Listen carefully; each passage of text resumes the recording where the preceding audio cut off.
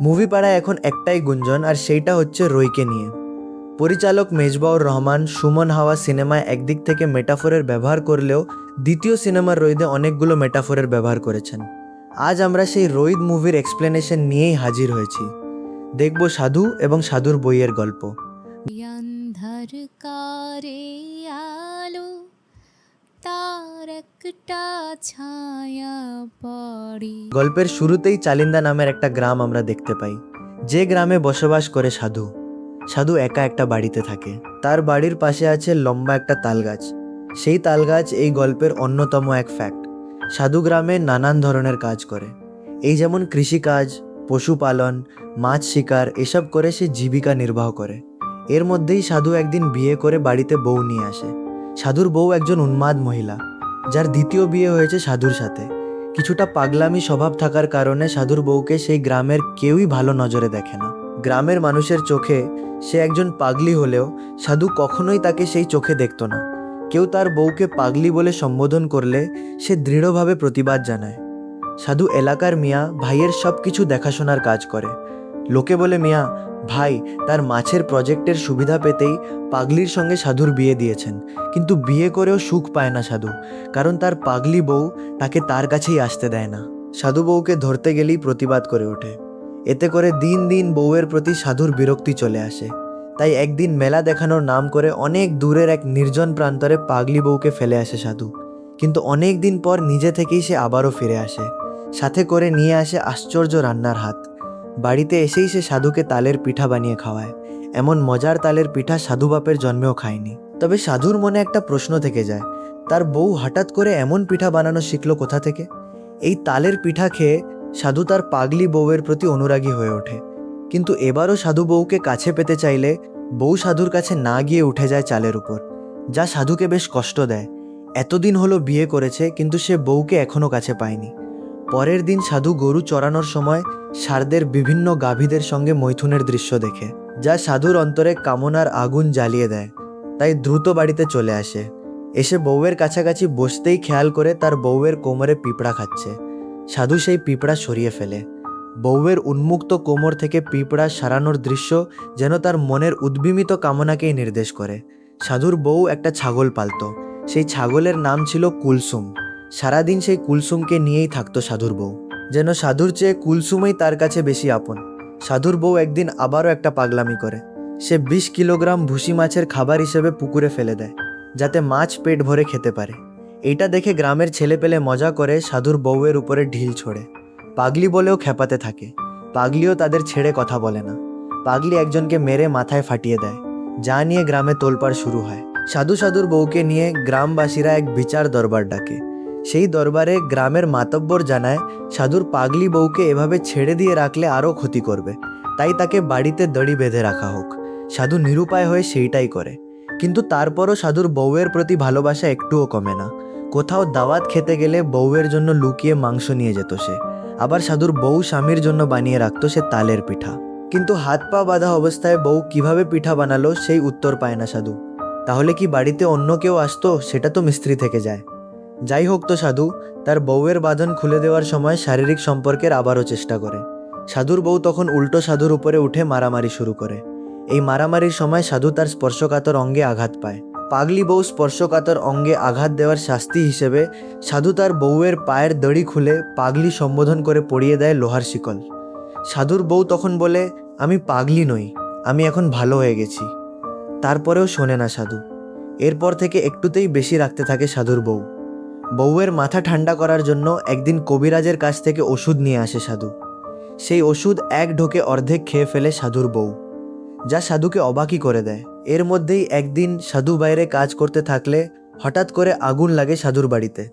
সাধু তখন বাড়িতে যে আগুন লেগেছে সেই কথা লোকমুখে শুনে দৌড়ে ছুটে আসে বাড়িতে। এসে দেখে বাড়ি দাও দাও করে জ্বলছে। এইটা দেখে সে ভয় পেয়ে যায়, কারণ তার বউ তো ঘরে বাঁধা অবস্থায় ছিল। কিন্তু পরে সাধু দেখে কিভাবে যেন তার বউ লোহার শিকল খুলে ঠিকই বের হতে পেরেছে। বেঁচে গেছে সাধুর বউয়ের ছাগল কুলসুমও। কিন্তু সাধুর মনের আগুন নেভে না। তার ধারণা হয় তার পাগলি বউই বাড়িতে আগুন লাগিয়ে দিয়েছে। এরকম বসত বাড়ি ছাই করে দেওয়ায় সাধু রেগে যায় তার বউয়ের উপরে। তাই গভীর রাতে নৌকায় করে জোর করে তার বউকে মামাবাড়ির ঘাটে নামিয়ে দিয়ে আসে। এই নিয়ে দ্বিতীয়বারের মতো সাধু তার বউকে ত্যাগ করলো। তবে কিছুদিন যেতে না যেতেই বউয়ের অভাব অনুভব করতে লাগলো সাধু। বউকে ফিরিয়ে আনতে তার মামা বাড়ির গ্রামে যায় সে, কিন্তু তখনই হঠাৎ করে তার খেয়াল হয় সে তো তার বউয়ের নামই জানে না। বিয়ের আগে তাকে সবাই ডাকতো পাগলি বলে, আর বিয়ের পর ডাকে সাধুর বউ। তবুও বউয়ের মামার বাড়ি বউকে নিয়ে আসতে যায় সাধু, কিন্তু বউয়ের মামা বাড়িতে গিয়ে সাধু জানতে পারে তার বউ সেখানে আসেনি। সাধু এক প্রকার মন খারাপ করেই বাড়ি ফেরে। বাড়ি ফিরতেই সাধু তার বন্ধুর কাছ থেকে জানতে পারে গ্রামেরই দুজন লোক তার ঘরে আগুন দিয়েছিল। নিজের বউকে ভুল বুঝে দোষারোপ করে অযথাই ত্যাগ করার কারণেই সাধু অনেক কষ্ট অনুভব করে। কবে তার বউ ঘরে ফিরবে এই আশায় বুক বেঁধে রাখে, কিন্তু দিন যায় মাস যায়, সাধুর বউ আর ফিরে আসে না। এভাবেই কেটে যায় বেশ কয়েক মাস। হঠাৎ করে এক রাতে ঝড় শুরু হয়। সাধু বাড়ির ভেতর থেকে শুনতে পায় তাল পড়ার শব্দ। তাই সে তাল কুড়াতে বাইরে গেলে সাধু আবিষ্কার করে তার স্ত্রী ফিরে এসেছে। ছাগলের ঘরে শীতে ভিজে কাঁপছে সে। সাধু বউকে দেখে ভীষণ খুশি হয়ে যায়। এতদিন পর সে বউকে ফেরত পেয়েছে। কিন্তু সকালের রোদ সাধুকে পুরোই অবাক করে দেয়। দেখতে পায় তার বউয়ের পেটের জায়গাটা ফোলা। এতে করে সাধু বুঝতে পারে তার পাগলি বউটা গর্ভবতী হয়ে এসেছে। এতে সাধু রেগে যায়। আগে সাধু তার বউয়ের নাম জানার চেষ্টা করে। তখন সাধুর বউ জানায় সে নিজেও তার নাম ভুলে গেছে। এই কয়েক মাস তার বউ কোথায় গিয়েছিল এবং আগের স্বামীর কাছে গিয়েছিল কিনা সেইটাই জানার চেষ্টা করে সাধু, কিন্তু পাগলি বউয়ের কাছ থেকে সে কোনো উত্তরই পায় না। এতে করে সাধু রেগে যায়। এরপর লেগে পড়ে বউয়ের পেটের অযাচিত সন্তানকে নষ্ট করার জন্য। আনারসের সাথে ওষুধ মিশিয়ে তার স্ত্রীকে খাইয়ে দেয় গর্ভপাত করার আশায়, কিন্তু তাতে কোনো কাজ হয় না। একদিন সাধু তার বউকে নিয়ে মেলায় ঘুরতে বের হলে সাধুর বউ হঠাৎ করে প্রচণ্ড পেট ব্যথা অনুভব করতে থাকে। সাধু তাই তার বউকে দ্রুত বাড়ি নিয়ে এসে ধাত্রীকে ডাক দেয়। ধাত্রী এসে জানায় বউ 5 মাসের গর্ভবতী। সাধুর হাসপাতালে না নিলে তাদের পক্ষে গর্ভপাত করানো সম্ভব নয়। সাধুর বউ এসব শুনে স্বামীর প্রতি রেগে যায়। রাতের অন্ধকারে একটা পাথর নিয়ে নিজের পেটে আঘাত করতে থাকে। সেই রাতেই সাধু তার বউয়ের কান্না শুনে বউকে থামিয়ে ঘরে নিয়ে আসে।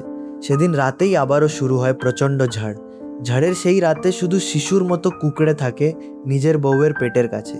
একই ঘরে ঝড়ের হাত থেকে বাঁচতে হাঁস, মুরগি, খরগোশ, গরু, ছাগল, ভেড়া সবগুলো প্রাণী জোড়ায় জোড়ায় আশ্রয় নেয়। এ যেন প্রাগ ঐতিহাসিক সেই মহাপ্লাবনের সময় যেমন নূহ আলাইহিস সালামের নৌকায় সব প্রাণী আশ্রয় নিয়েছিল, তারই একটি প্রতিচ্ছবি। পরের দিন ঘুম থেকে উঠে সাধু দেখে তার ঘরে সে ছাড়া আর কেউই নেই। তার বউ আবারও চলে গেছে তাকে ছেড়ে। কিন্তু সাধুর বউ চলে যাওয়ার আগেও সাধুর জন্য বানিয়ে দিয়ে গেছে তালের পিঠা। এর আগে সাধু দুবার তার বউকে ঘর থেকে বের করে দিয়েছিল, কিন্তু এবার তার বউ নিজে থেকে চলে যাওয়ায় সাধুর মাথা খারাপ হয়ে যেতে শুরু করে। এতদিন সাধু তার বউকে খুবই ভালোবেসে এসেছে। সাধু তার বউয়ের সাথে শারীরিক সম্পর্ক তৈরি করতে না পারলেও তাদের মধ্যে ঠিকই ভালোবাসা আদান প্রদান হচ্ছিল, আর সেইটা তালের পিঠার মাধ্যমে। সাধু সেই তাল হাতেই ঘুরে ঘুরে কুঁচতে থাকে তার বউকে। এভাবে তাল নিয়ে ঘুরতে ঘুরতে একদিন সাধু এক বাউলের কাছ থেকে জানতে পারে গন্ধম ফলের কথা। গন্ধম ফল জালিতে কেউ ছোঁয় না, পাকলে কেউ খায় না। সেই আদি পাপের জনক গন্ধম ফল। মানব সৃষ্টির শুরুতে হজরত আদম আলাইসাল্লামকে শয়তানের প্ররোচনায় গন্ধম ফল খাইয়েছিলেন তার স্ত্রী হাওয়া আলাইসাল্লাম। এরপরে ঘটে তাদের বিচ্ছেদ এবং স্বর্গপতন। বাউলের কথাগুলো শুনে সাধুর মনে হতে থাকে সেও গন্ধম ফল খেয়েছে নিজের অজ্ঞাতে। এই জন্যই তার বউয়ের সাথে বিচ্ছেদ হয়েছে। তাই সে আসল তাল নিয়ে বউকে খুঁজতে না বের হয়ে মাটি দিয়ে তৈরি নকল তাল হাতে নিয়ে বউকে খুঁজতে থাকে। এর মধ্যেই সাধু দেখে তার বউ কুলসুম নামের যে ছাগলটি লালন করত সেই ছাগল বাচ্চা প্রসব করতে গিয়ে মারা গেছে। সাধুর জন্য এই মৃত্যুটি ছিল এক মানসিক আঘাতের উপকরণ। সাধুও তাই ধীরে ধীরে তার বউয়ের মতোই পাগল হয়ে যেতে থাকে। দুগ্ধবতী ছাগলের শাল দুধ তুয়ে খাইয়ে দেয় সদ্যজাত শাবককে। মারা যাওয়া কুলসুম নামের ছাগলের চামড়া ছিঁড়ে রান্না করে সাধু। মজা করে পুরো একটা ছাগলের মাংস একা খেয়ে ফেলে সে। অতিরিক্ত পরিমাণে খাওয়ায় সমস্যায় পড়ে যায়। শুরু হয় তার বমি। প্রথমবার যখন সাধু বউকে বের করে দেয়, তারপর খেতে কাজ করার সময় উপর থেকে তাল পড়লে সেই তাল উপলক্ষ করে ফিরে এসেছিল সাধুর বউ। দ্বিতীয়বার ঝড়ের রাতে তাল পড়ার শব্দ শুনে সাধু বের হলে দেখতে পেয়েছিল তার বউ ঝড়ের মাঝে শুয়ে আছে। এবারও দুপুরবেলা ক্ষেতের মাঝে তাল পড়ার শব্দ পেয়ে দৌড়ে যায় সাধু। সাধু ভেবেই নেয় তাল পড়লেই সে তার বউকে ফিরে পাবে। তাই সে দৌড়ে চলে আসে তাল গাছের নিচে। কিন্তু এসে সাধু অবাক হয়ে দেখে গাছ থেকে শত শত তাল পড়ছে। এক পর্যায়ে তালের মাঝেই ডুবে যায় সাধু। আর তখনই সাধুর দিকে তালসহ হাত বাড়ায় পাগলি বউ। সাধুও তা দেখে হাত বাড়ায়। সত্যিই কি সাধুর বউ তাল পড়ার সাথে ফিরে এসেছিল? নাকি পুরোটাই সাধুর উন্মাদ মস্তিষ্কের কল্পনা, তা তো আমাদের অজানায় থেকে যায়, কারণ সিনেমাটি এখানেই শেষ হয়। এবার তাহলে পুরো গল্প নিয়ে ব্যাখ্যা করা যাক। অ্যাডাম এবং ইভের গল্প আমরা কম বেশি সবাই শুনেছি। অ্যাডামকে প্রথমে সৃষ্টি করা হয়, কিন্তু সৃষ্টির পর সে নিঃসঙ্গতায় ভুগতে শুরু করে। তাই তার নিঃসঙ্গতা দূর করতে ঈশ্বর তার আশেপাশে প্রচুর পশু পাখি ছড়িয়ে দিলেন, কিন্তু তবুও অ্যাডামের নিঃসঙ্গতা দূর হলো না। তারপর ঈশ্বর অ্যাডামের পাঁজরের হাড় থেকে সৃষ্টি করলেন এভকে। অ্যাডাম এবার সন্তুষ্ট হয়। দুজনকে স্বর্গে থাকতে দিয়ে ঈশ্বর শুধু একটাই নিষেধাজ্ঞা আরোপ করেছিলেন, গন্ধম খাওয়া যাবে না। শয়তানের প্ররোচনায় ইভ এবং অডম এই গন্ধমটাই খেয়ে ফেলেন আর স্বর্গচ্যুত হয়ে যান। এই হলো অ্যাডাম এবং ইভের প্রাচীন গল্প। এই গন্ধমের গল্পে রুহিত ধাপে ধাপে পুরোপুরি খাপ খেয়ে যায়।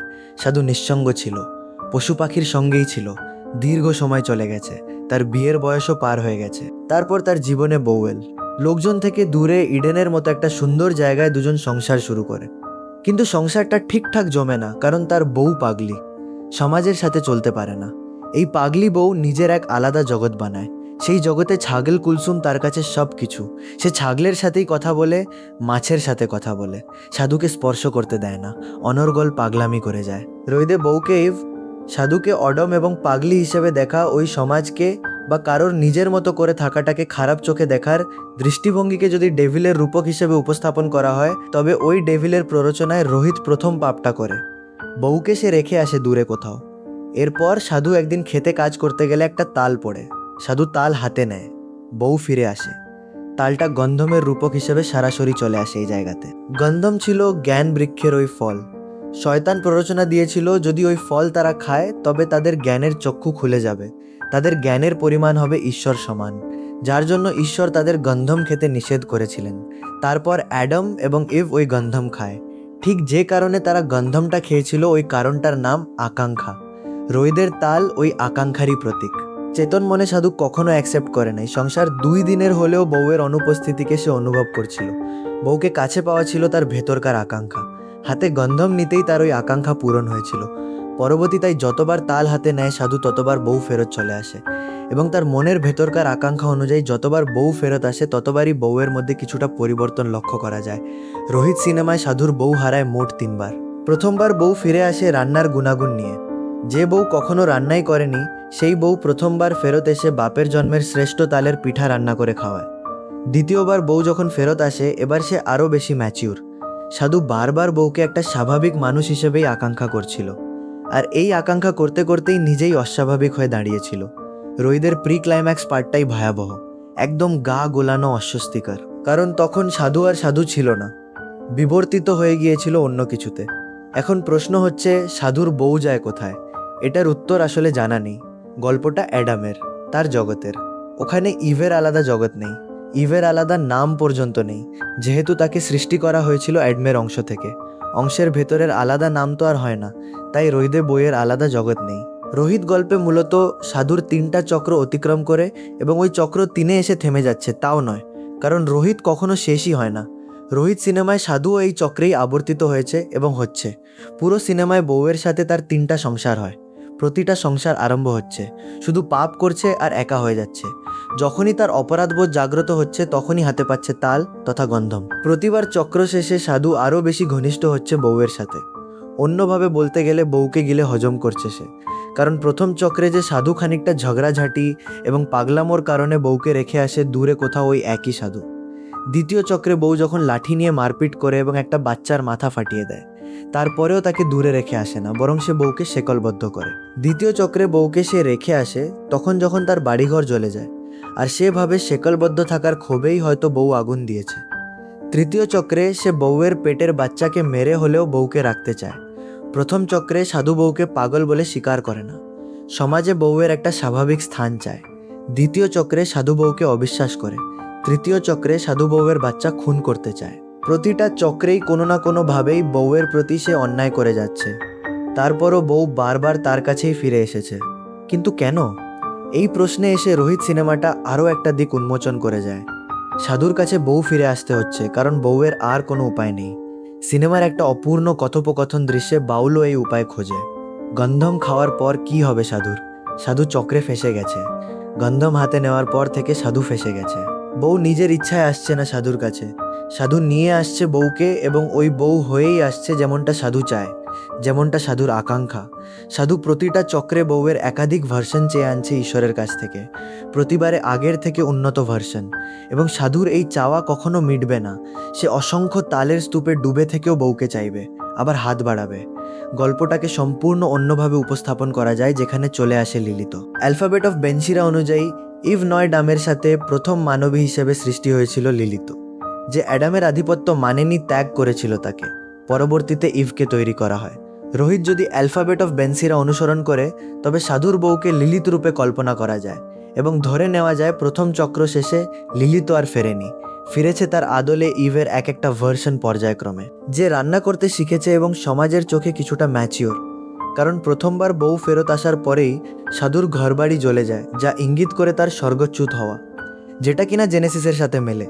তৃতীয় চক্রে বউয়ের উধাও হওয়ার ঘটনায় দিশেহারা রোহিত যখন দেখতে পায় তার বউয়ের প্রিয় ছাগল বাচ্চা দিয়ে মারা গেছে, তখন সে ওই ছাগলটা রান্না করে খেয়ে ফেলে। ছাগলটা যদি তার বউয়ের একটা রূপক হিসেবে আসে, তবে অবশেষে সাধু নিজের বউকে আক্ষরিক অর্থে হজম করতে সমর্থ হয়।